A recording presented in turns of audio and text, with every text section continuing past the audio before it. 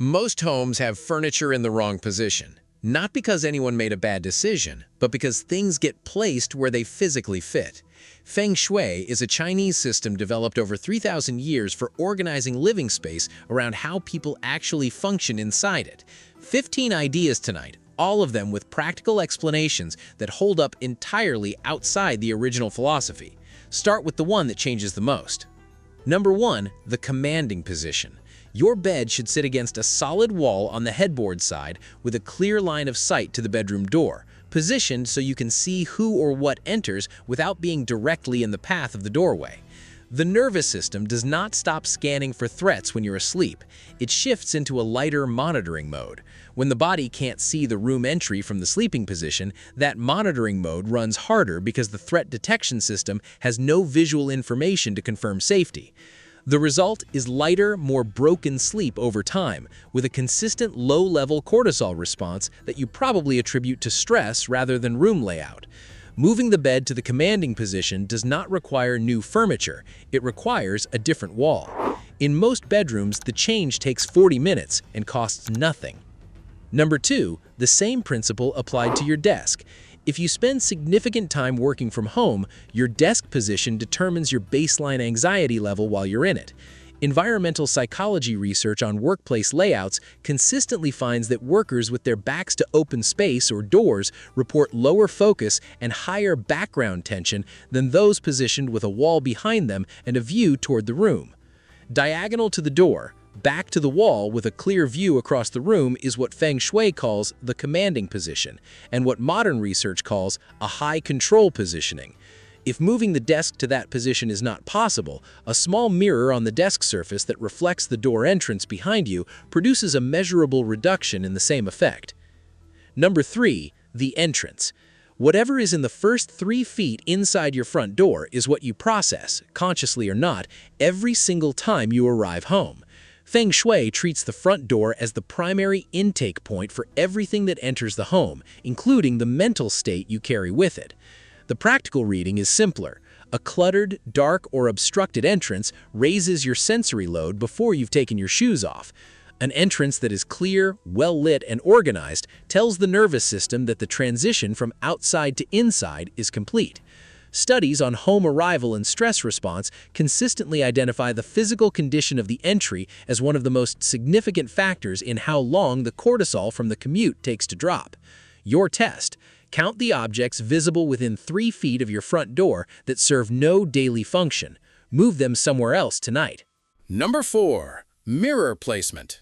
A mirror facing the front door is one of the most common Feng Shui corrections and one of the most consistently misapplied.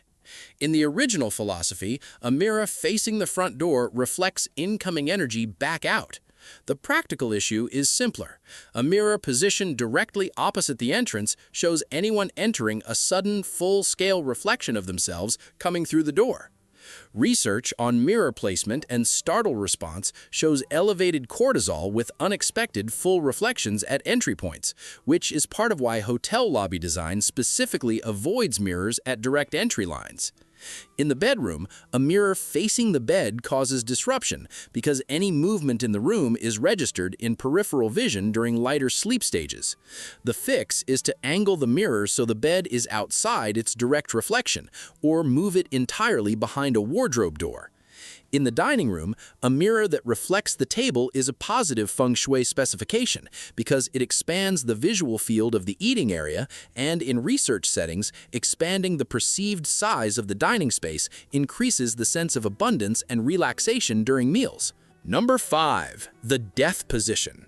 In Feng Shui, sleeping with your feet pointing directly at the bedroom door is considered one of the most disruptive configurations possible.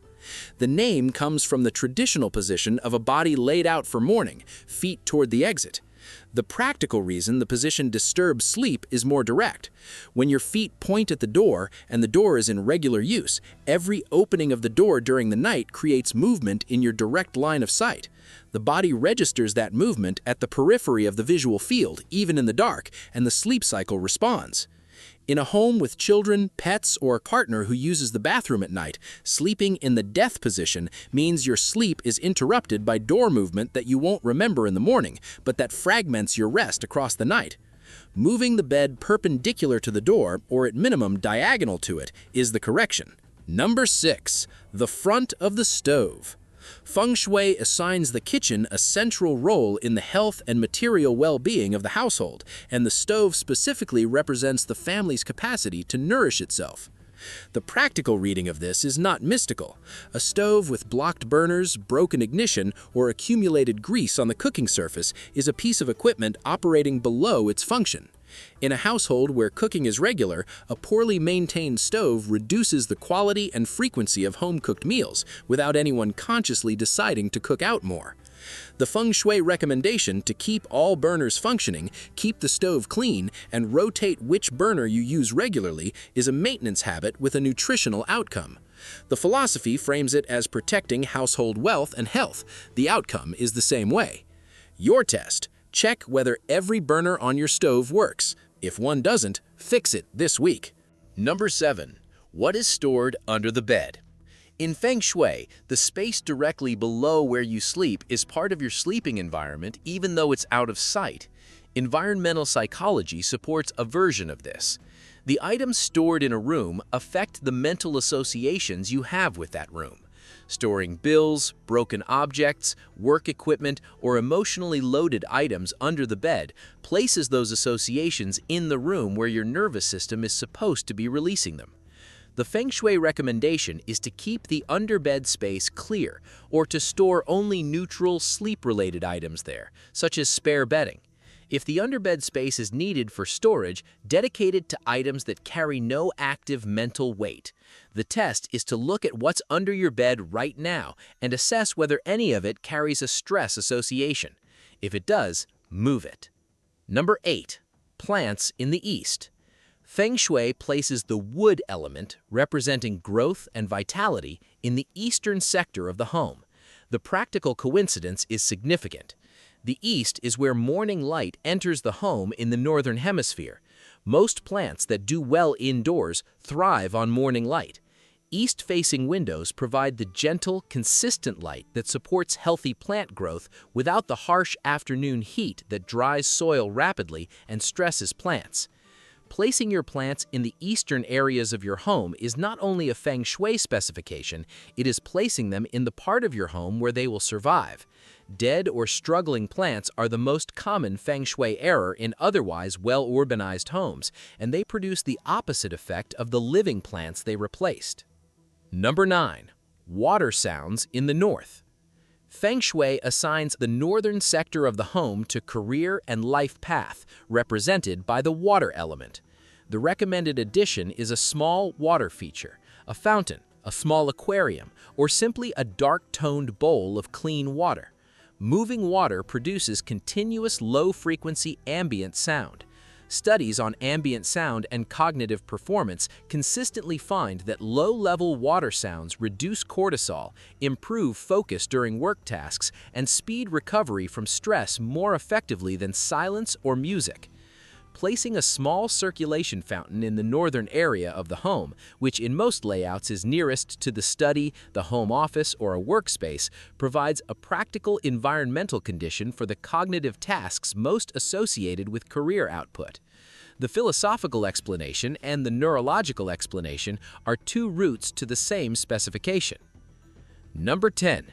Seating that faces each other. In Feng Shui, the living room layout is considered central to the quality of relationships between the people who use it. A living room where all seating faces a television places every person in the room in a side-by-side orientation with their attention directed toward the same external point. Social psychology research on conversation and connection consistently finds that face-to-face seating, where people can see each other's expressions, produces longer conversations, higher reported feelings of closeness, and more frequent unprompted discussion than parallel seating oriented toward shared media. The Feng Shui recommendation to arrange seating in a conversation circle or orientation with the television as secondary rather than primary focal point maps directly onto what social researchers identify as the arrangement most conducive to genuine household connection. The furniture doesn't need to change, the arrangement does. Number 11. Sharp corners directed toward resting areas.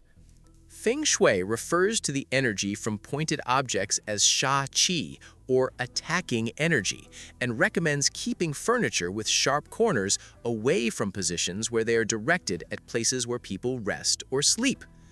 The practical mechanism is threat detection. Sharp-angled objects within the visual field of a resting position, particularly at the height of a seated person or a sleeping person, maintain a low-level alertness signal in the nervous system. Interior design research has identified that rooms with predominantly rounded furniture and soft edges score higher on relaxation and perceived safety than identically sized rooms with angular furniture.